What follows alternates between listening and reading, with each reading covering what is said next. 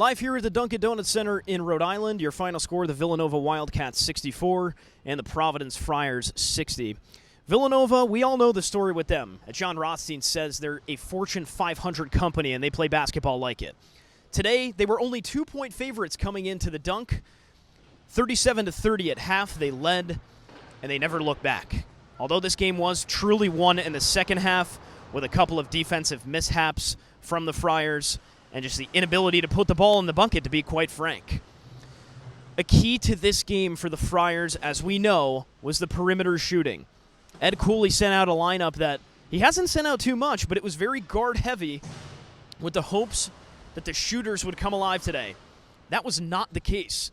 3 for 23 the Friars were as a team from beyond the arc, and that would be enough for the Wildcats to come away with the victory today. Friars were led by Nate Watson, who had 18 points. They only had two others in double figures in Luwan Pipkins and David Duke. But for Villanova, it was the same old offensive deal. While they only scored 64, which is below their season average, they got great outputs from Colin Gillespie, who had 18, the freshman Jeremiah Robinson-Earl with 17, and Sadiq Bey with 13. And that was clearly enough.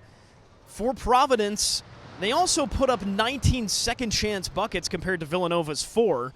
So again, cleaning up on the boards, but unfortunately, they could just never turn the corner and make baskets in a routine that would help them knock off the Wildcats. For them, they worsen now to 11-10 overall, 4-4 in the Big East. And for Villanova, now only one loss in the Big East. They're 16-3. Expect that ranking to go up against a tough Providence team defensively. As we know, Providence has defense in their DNA, and that's going to be the key for them to continue, of course, as the season goes on. However, it's worthless unless Providence can figure something out on the offensive standpoint, getting more guys involved, creating better three-point opportunities, whatever it is.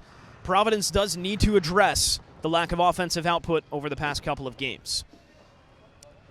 In any case, we've got a lot to learn about both teams. Of course, you can follow all season long for Big East updates on Twitter at NCAA Hoops Digest. And you can follow me for multimedia like this, tweets, articles, and more. Live here at the Dunkin' Donuts Center in Rhode Island, I'm Jake Zimmer.